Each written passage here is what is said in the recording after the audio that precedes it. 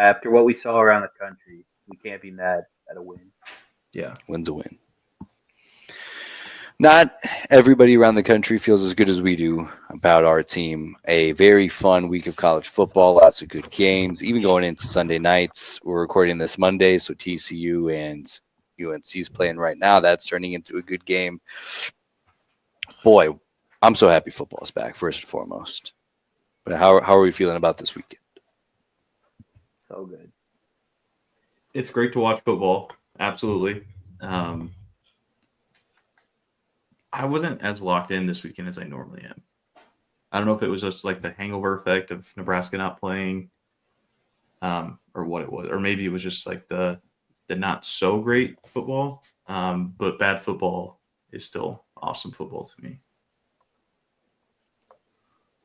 I think I tried to watch some of everything. And that's the thing. I don't think that there, as far as like the good games goes, I don't think that there were too many like real. I mean, probably the closest blowout was Florida State, Alabama, oddly enough. But Friday nights, I guess Auburn pulled away late against Baylor. Georgia Tech took down Colorado at the last minute. But what was the? Oh, well, I guess Ohio State, Texas was a close game, but that looked like shit all around. And then LSU, Clemson Classic, Miami, Notre Dame Classic. Like all the games that I feel like we juice up that tend to be blowouts sometimes. I think all mostly pretty much came through. Yeah. Yeah, there was. Did you guys catch that Colorado game? Oh yeah, I didn't. That disaster of a final 2 minutes.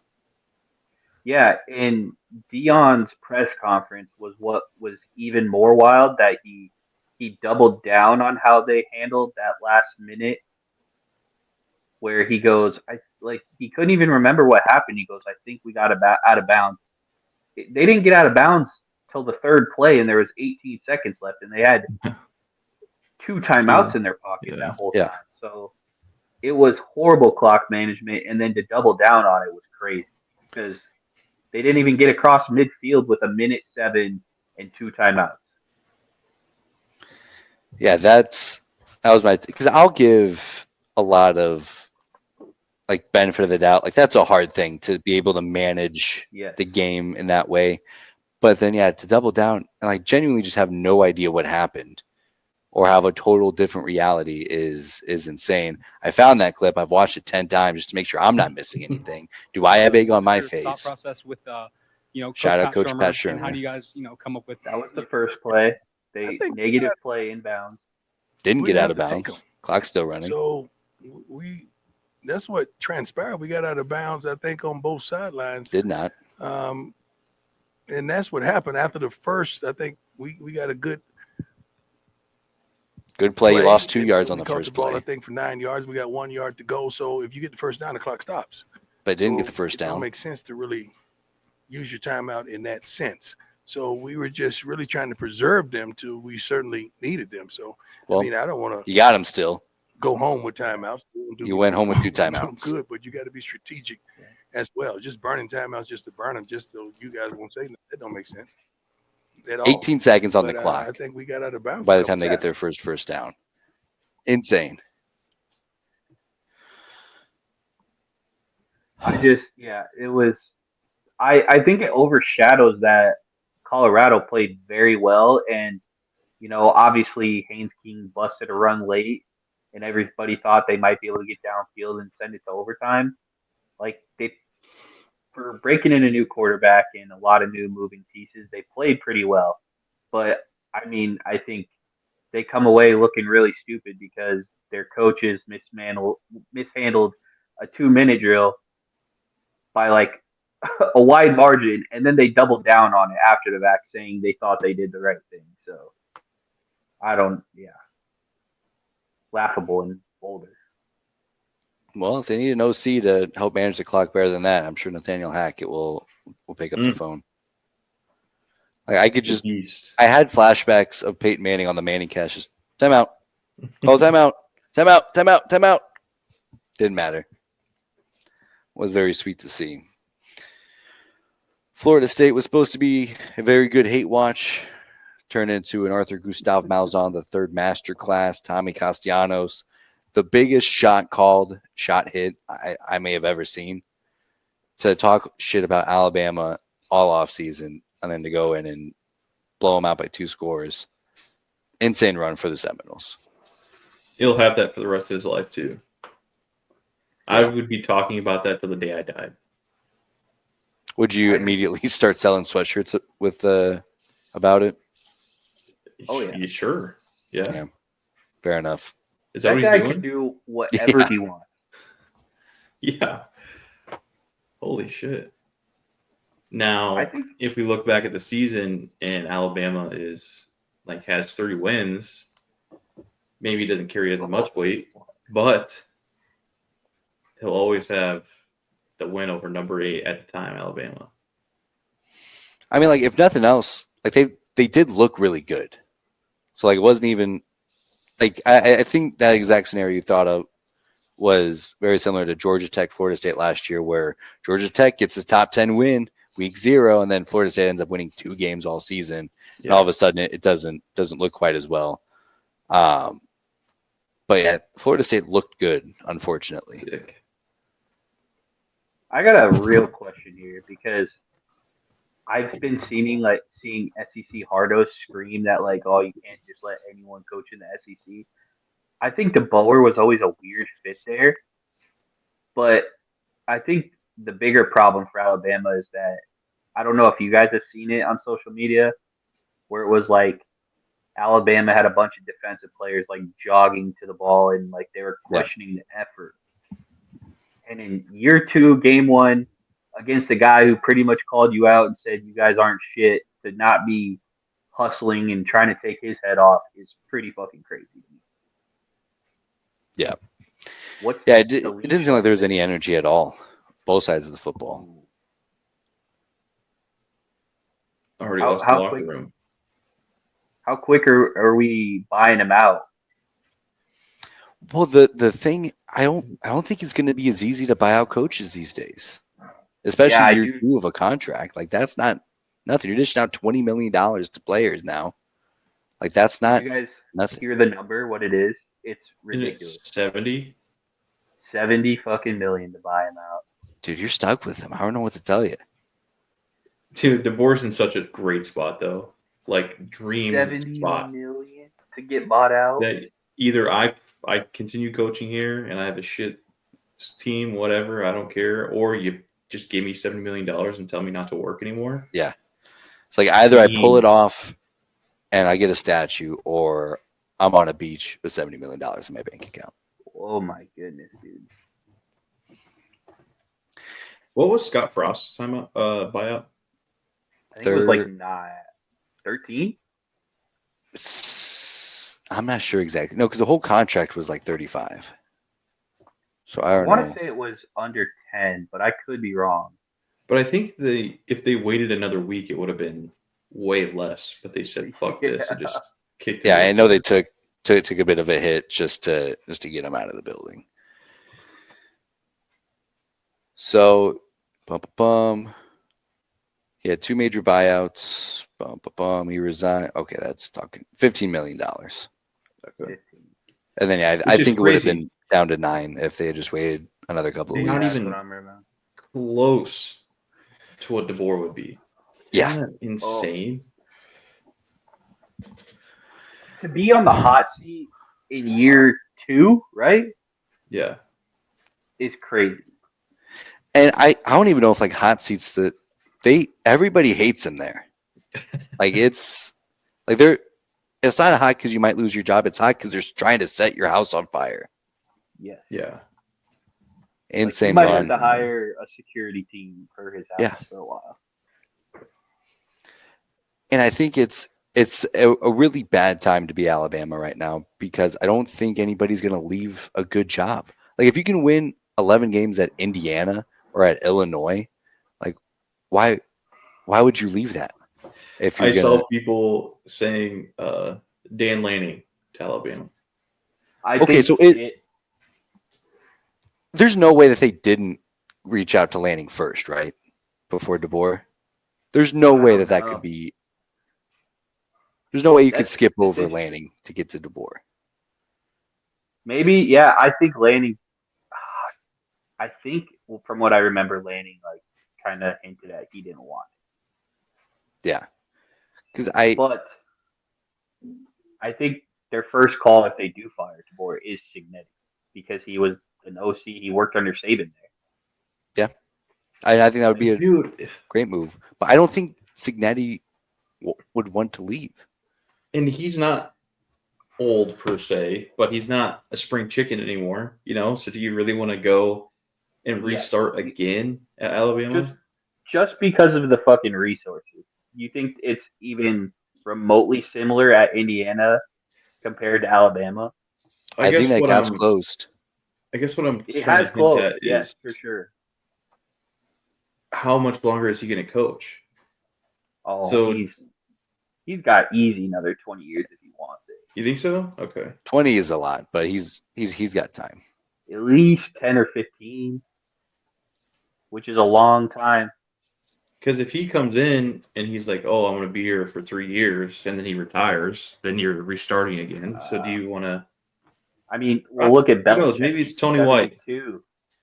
Maybe Tony White goes to coach Alabama. Yeah, I mean, if that's the result of Florida State's success, I'd be elated. Or maybe they go out and get Luke Fickell from Wisconsin. Or friend of the program, icon of me and Brandon, Arthur Gustavo Malzahn takes over. He knows how to get it done in the SEC.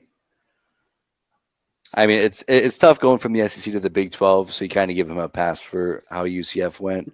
But I mean, yeah, you get him back in the SEC world. Or what about Lincoln Riley going to USC or USC to Alabama? Alabama. I think he's DeBoer adjacent. I don't think they would take that chance on him. It would just be so funny. Just get another failing coach that's just not working out somewhere else. And like, oh, well, we're Alabama, so he's going to be good. Yeah, here. it'll be different. I mean, USC put up 70? They got a sneaky good team out there this year. Yeah, I guess just not living up to the hype that was originally around them when they came. Or, I mean, you get somebody like Brian Dable from the Giants whenever he gets fucking fired. Yeah, I think that's probably what you're going to have to do. Because I think Indiana's the best job that you would consider leaving, but Lanning's not leaving. Sark isn't leaving. No. I don't know if Kiffin would leave. I don't know if Dabo's not leaving. It's because isn't Kirby a Georgia alum? I don't remember where he. Ooh, I don't know about that. I also don't think he would leave Georgia for Alabama. Well, maybe.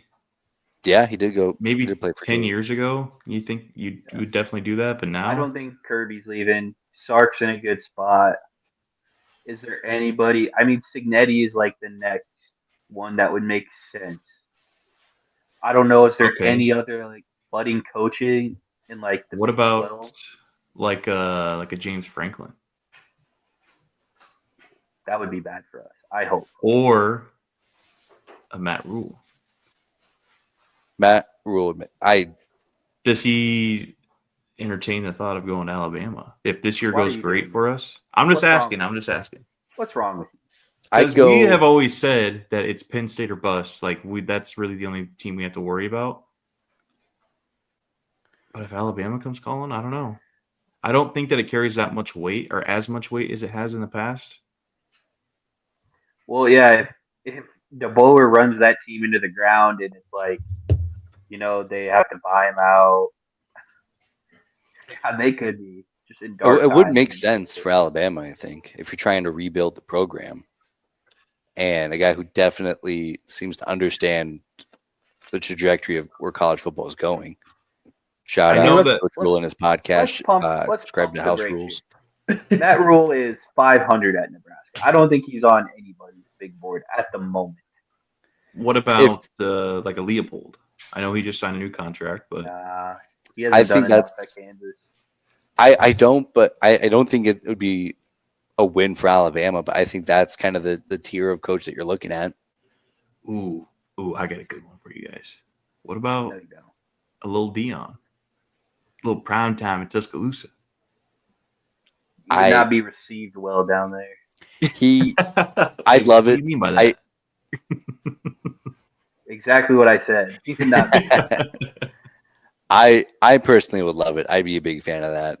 I don't think he would because he runs the state of Colorado. Like he's basically governor of Colorado. I don't think he'd have that same kind of freedom in Alabama, and I think that's he cherishes that. Well, but again, he's got my endorsement.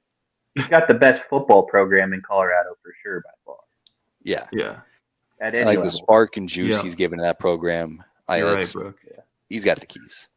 You're right. I mean, just when you think of football in Colorado, you think the Buffaloes. Yes. And then maybe Colorado State. Definitely not some stupid horse. Oh, fuck. I forgot. Yeah, I'm sure. Okay. Thank you, Brooke. Maybe Sean Payton on that short list to take over Bama. I'm trying to think who is anybody in like the last 10 or 15 years that went to Alabama that's coaching now. See, that's why I say not at a high level. He's the only one that's like kind of took Indiana to the playoff. Yeah, there's what no one about buzzing. Our good old friend Scott Frost? Scott Frost is going to be fired from UCF here in at most 18 months. How did their game go? I didn't even pay attention. Not great. They literally tried to lose to Jacksonville State, who has like 90 new players, new coach, new coordinators. Yeah, they're not good. And the game was almost rained out. I don't know if you've heard that one before. Yeah. With the Scott Frost debut opener getting rained out. Almost. Would have been funny. I think it's supposed to rain this weekend too when Akron comes back to Lincoln. So he's never seen the sunlight as a head coach. That's his penance. I hope. Did they play on Friday? Who? Or no, they played on Thursday, didn't they? Yeah. UCF played on Thursday, yeah. Interesting. And they got powerhouse North Carolina AT&T. A&T, not AT&T. Okay. No free advertisement. No free advertisements. Nah, AT&T's pissing me off lately. Don't get AT&T. I guess every internet service provider I've ever had pisses me off, so it is what it is. Any final thoughts on week 1 in college football? Arch sucks. Stinky poo-poo. Arch is Masterclass. Hey, nobody's talking about how he wants to be Patrick Mahomes. Isn't that crazy? Yeah. With all Cade his arm Klubnik angles. is not as good as you think. I don't see him being a top 5 pick, but what other big Nussmeier looked nice. I was impressed by him. Nussmeier did impress me a little bit. I did He's wearing not know. on me. He was talking spicy a little bit. I was unfamiliar with his game. Yeah. Friend of the program, Carson Beck. Thoughts on him? I think everybody, see, this is the thing. Everybody was, pumping up this CJ Carr kid, and I saw multiple tweets because that was the one game I didn't get to watch too much of where everybody's like, yeah, this kid doesn't have it. I thought Carr was kind of nice. And I think Carson Beck's in this weird camp where people either think he stinks, he's stinky poo-poo, or he's the best quarterback in college football. And I think he's good and he'll be fine. But I think it's funny that people have such high expectations of him. Oh, thoughts on Bryce Underwood's debut? It's fine. Okay. I don't feel better about him coming into Lincoln, but I also know the environment's going to be much different than I feel like and what he's going going to have to do more after this weekend when he faces Yeah. good old Brett Venables in Norman. I think that's going to be an important one to watch because they're not saving anything for